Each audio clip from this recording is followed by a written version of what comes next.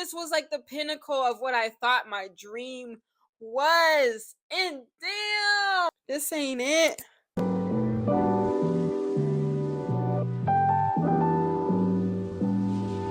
Hey y'all, you are rocking with the Imperfect Adults. If you are new to my channel, hi, my name is Yaya and I serve as your guide through the messy maze of adulthood. If you are returning to my channel, welcome back, welcome back, welcome back. Either way, if you're new, if you're returning, make sure you like, make sure you share, and make sure you subscribe to my channel because, baby, we got a lot to talk about, all right? Today, we are talking about why you don't fit into corporate culture. And by you, I mean me. And anybody else, this is a nod to anybody else who feels the same way. I don't have a script for this one. I don't have clean bullet points. I don't have steps 1 through 3. This is coming from the heart. And baby, we just gonna talk about it because the way I feel bamboozled, the way I feel lied to, the way I feel wholly unprepared for the realities of what is corporate life is just blowing me. Got him! And the fact that this is supposed to be my whole working life, this is supposed to be my whole working life experience until I'm damn near 70 years old.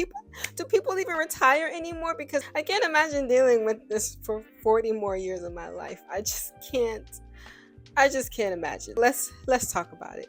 I don't think growing up I put that much emphasis into what I would do when I'm older.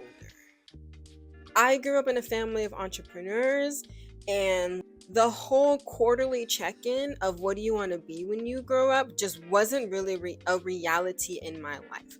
I was acutely aware of what my parents did for work and that jobs existed, but the idea of choosing a profession or what do you want to be when you grow up never really landed for me. And anytime somebody asked me that, I'd be like, I want to be a singer, I want to be a dancer. I'm an okay dancer. I'm an okay singer. Remember those walls we built, beaming and tumbling down. Seem to put up a fight. I'm not talented in a way that would even facilitate an answer like that, but I think all kids have that answer. As I grew up, going through high school even, college was a thing, right? And my mom, who I was primarily raised by, went to college. I didn't grow up with an experience in which my mom was constantly preparing me for college, and I was in college prep courses and I was volunteering, and all of these things were leading me to the road of going to college. That really wasn't my experience. I don't know what I thought I would do. I've got older siblings. They had jobs. I guess I thought I would just get a job. I don't know. Maybe I just wasn't so concerned about my future. So it wasn't until my junior year of high school when my guidance counselor pulled me into her office and asked me if I had planned on going to college. I told her, I don't know. I hadn't really thought about it. Well, I just so happened to be a straight A student, and she was like, well, it's kind of a waste if you don't go. You gotta go. And at that time that I'm getting ready to graduate high school, my mom had been remarried. My parents, as a unit, were very supportive in whatever decision that I made. I talked about going into the military. I took the ASVAB. My stepdad and both of my dads, my biological dad and my stepdad, were both in the military. I have a very close cousin that was in the military. So for me, that was a very viable option. I had considered that. The whole idea of like college and job straight into career was not my aspiration. But here the hell we are. I have a degree in civil engineering. I am a licensed professional engineer. Now ask me how I got here. Don't ask me how I did it. I just did it. It was hard. Baby, I never dreamed of being a civil engineer. All of my civil engineering peers, they have like these really cute stories of my dad was a civil engineer and I used to play in his hard hat and his boots when I was a kid. Or I always loved tinkering with Legos and I wanted to be a force in creating the built environment. I hate when people ask me how I became a civil engineer because, baby, to be honest with you, I was like, if I'm going to go to college, I might as well just major in something that's going to be able to pay these loans back because, baby, I have student debt. And if we're being for real, I tried chemical engineering. Chemistry made me cry. I tried mechanical engineering. I got a D in thermodynamics, so I ended up in civil engineering. Now, don't get me wrong. I have learned to love all things infrastructure and I love being a civil engineer. I love designing things with my hands. I love managing projects. I love being a part of the very infrastructure that allows us all to exist in this world. But that's not what we're here to talk about. I just wanted to give you a little background. While I love being an engineer, I cannot stand everything that is corporate culture. What's happening? We have sort of a problem here. Yeah, you apparently didn't put one of the new cover sheets on your TPS reports. Oh, yeah. I'm sorry about that. I forgot. Yeah. You see, we're putting the cover sheets on all TPS reports now before they go out. Did you see the memo about this? Yeah, I have the memo right here. I just forgot. But it's not shipping out till tomorrow, so there's no problem. Yeah. If you could just go ahead and make sure you do that from now on, that would be great. And I'll go ahead and make sure you get another copy of that memo. Okay? Yeah, no, I have the memo. I got it. It's right. Hello, Phil. And if somebody would have told me, if somebody would have outlined for me 6 years ago that the unease I felt about corporate America then is the same unease I would feel about corporate America now, I don't know that I would have chosen this. I don't know if this would have been my life. Issues I have with corporate America, the reasons I don't feel like I fit in. Number one, look at me. As a Black woman in engineering, there's just, and based in where I live, there are not a lot of people who share the same experience as me in terms of what it's like going through a college system, going through a school system in which your classmates doubt you. Nobody wants to be your lab partner. You're assumed to be not as smart. That same experience and that same energy has followed me into the corporate world where, I don't want to cry right now. Don't cry on camera. Don't be one of them people. That has followed me into a career, into a space. I'm about to cry. Let me stop this. As I was saying, that energy has followed me into corporate America, in which I spent most of my early career years, which I spent a lot of time trying to prove myself. And I watched my peers do the bare minimum and get praised and get accoladed, right? And I started to realize that no matter how good my work is, no matter how hard I try, no matter how many hours I work over, no matter how much I stay late, if I don't play the same game, if I don't play the corporate game, I'm going to lose. If you are the type of person who wants to do their job and go home, corporate's not for you. If you are the type of person who has any kind of life outside of your corporate job that is meaningful to you, if you have any relationships that dictate your energy being divided away from your corporate job into that space, corporate is not going to work for you. And what I mean by that is, if you want to work in a corporate environment and you do good work and you work hard, but you're in at 9 and you're out at 5 and you don't go to the happy hours. You don't brown nose. You're not overly enthusiastic and you don't overshare with your coworkers. You don't fit into the company culture. You're the weak link. You're not contributing as much as everybody else is, right? And there is something to say about evaluating, self-reflecting on your contribution to a team. I have had instances in my early career where I have had to step up my performance, where I have had to learn more, where I have had to apply myself more, where I have been in a position where I've had to solve difficult problems and I've struggled with them, right? But once I got to a point where I felt like I'm in my flow, specifically in project managing, where I feel like I got a good grasp on what I'm doing, because I'm not following the corporate rule book on how to be a star employee, I'm being told I don't fit in.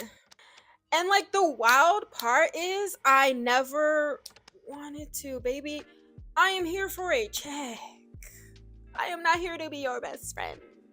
I am not here to kiss your boots. I am not here to worship the ground you walk on. I am here to provide a service for a sack of money and get on. And I am learning that it is not the people who do the best work.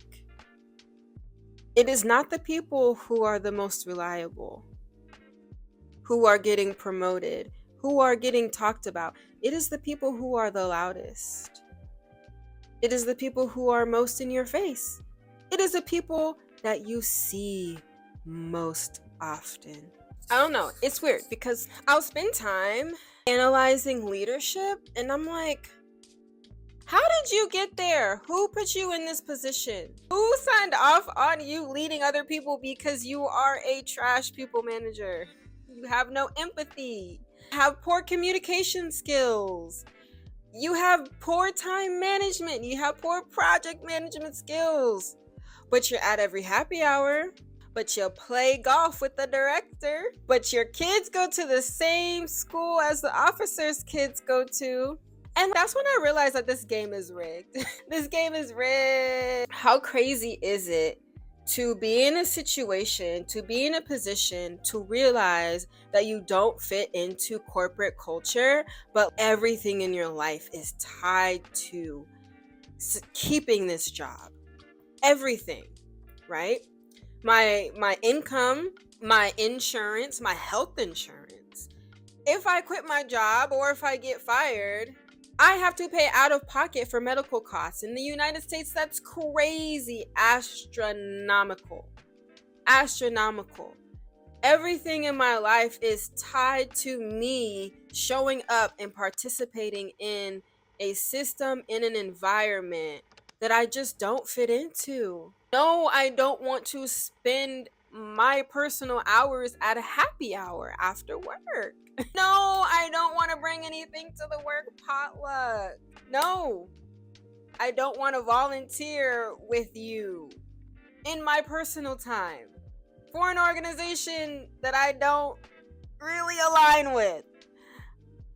Why does that make me a bad employee? Why does that say that I am not a functioning, contributing member of this team? Because I want to come in at 9 and leave at 5. Why does that make me the enemy? Man, I want to tread so lightly here. I want to tread lightly. I don't want to sound like an ungrateful person who is not aware of the implicit privilege and opportunity that I am afforded as an American living in the United States, who had the means to put myself in this position. But it's not, this shit ain't all what it's cracked up to be. And I think it hurts so much, and I think it stings so badly because I idolized being here. I could not wait to graduate college. I worked my ass off to sit and pass for all of the exams, to get a stamp, that says I am a licensed professional engineer. This was like the pinnacle of what I thought my dream was. And damn, Did that go the way you thought it was gonna go? Nope. I was wrong. It feels so heartbreaking to know that I worked so hard and I strived so hard to be disappointed. And I know I have other options. I know working in corporate is not my only option, but it's scary.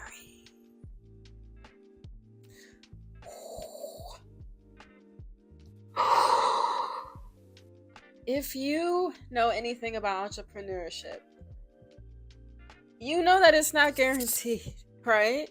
And like, let's look at the signs, look at the writing on the wall. The economy is not the greatest right now. And I feel insecure about my ability to freelance in my field because I'm so early in my career. I'm 5 years in. And it's not to say that I don't feel like I can provide value or that I can add value. But my whole life has been set up around getting a constant paycheck every 2 weeks. And this is why I will always preach financial management and financial literacy. Because if you find yourself in a position where your job got you messed up and you're able to quit and you're able to walk away, that's real power. That is real freedom. Now, don't get me wrong. If you've watched my other videos, I am very financially aware. But I also have debt. I still have student loans to pay off. I recently bought a car that I needed. I'm not a spendthrift. I bought a car because I rode my other car to 200,000 miles and that bad boy gave up on me. But if you know me, you know I was going to push that car to the end of the earth. And the fear that I harbor from leaving this job is cloaked, is shrouded by my fear of not being able to provide for myself. And that fear is so strong. As a person who wants to go to work and do my job and go home, as a person who is being targeted and singled out because I don't go to happy hours, because I don't participate in potlucks, because I attend in-person meetings that also have a Teams link attached to them on Teams. I know, y'all. I know, but if you're gonna put a 2-hour, and this is not an exaggeration. If you're gonna put a 2-hour long meeting on my calendar, on my schedule, and still expect that the work I need to do gets done, and I have the expectation that I'm out of here at 5:00. Why did you put the Teams link on the meeting? I'm joining on Teams and I'm doing my work. And I know. And this is my point. If you see why that's a problem, you're probably right. And this is why I don't belong in corporate America. This is why I can't get a grasp on finding a good groove, finding some sort of consistency and complacency where I don't feel constantly pulled to share about my life and constantly pulled to have meaningless conversations and constantly pulled to tap dance. I don't want to be here. I don't want to be here. And that's probably the energy that I exude to a certain degree. I'm not unaware of my body language. I'm not unaware of the nonverbal communication. I'm not unaware of the energy that I exude. But let's call a spade a spade. How you feel on the inside reflects in your action. And I'm not around here skipping and jumping. I'm not around here trying to insert my 2 cents into everything because I feel like my opinion is the most important and I feel like everybody in this room needs to hear me speak so that they know I'm worthy of saying something smart. I don't have anything to prove. And when you don't have something to prove, and when you don't feel like the most important thing in your life is climbing that corporate ladder, you get a target on your back. Especially if you're quiet. Or especially if you're quiet around some people and you connect really well with others. That's threatening to them. I think we're evolving. We're evolving collectively to understand that there is more to life than work. However, the corporate collective has not evolved. The corporate collective ideology is that work is the most important thing in your life. After we spent 2 years working from home and being more productive and breaking more records and raking in even more profit, and they still and saying we were happier and saying we were more fulfilled and saying that we got to spend more time with our loved ones and our families, and they still told us to get back in the office. This is how I knew corporate wasn't for real serious. This is how I knew corporate wasn't serious. I am an avid work from homer. I am an avid proponent of work from home if it works for you. And it works for me. I love being at home in my own environment with my own smells, with my own lighting, with my own temperature control, with my own snacks, with my own water, with my own bathroom, with my cute little kitty. I love being at home. Not being bothered, not being disturbed, not dealing with that bright ass fluorescent lighting that just pierces my eyes. I love working from home. I am very productive in doing so as well. But I'm seen as not a team player because of it. And in instances where it has been an option for me to do so, and I have taken it, I have suffered repercussions, right? If you are a self-starter, if you are somebody who likes to work in isolation, corporate might not be for you. While I'm here, planted in the life of corporate America, I just want to get the message out to everybody. This is not our only option. And when I say everybody, I'm speaking to myself, baby, because I've got to reinforce this idea within myself. I am on a journey to replace my corporate income. I am on a journey to regain my freedom and live life on my terms. I have made very good decisions. I have had very good opportunities presented to me. And now I've got to get over my own fears. I've got to get out of my own way, and I've got to pave a way for myself. And like the crazy thing about it is, this is the best time for me to do it. I have no kids. I'm not married. I have nobody that depends on me other than me. I don't have a lot of expenses. I think to cover all of my expenses, I need to make about $3,500 a month. I could probably make that working like a very regular job. I don't know. If I sound out of touch, sorry. I don't know. But if you can identify with this video, and I'm talking to myself too, baby. This is a nod to everybody who was ready to get on the other side of our freedom.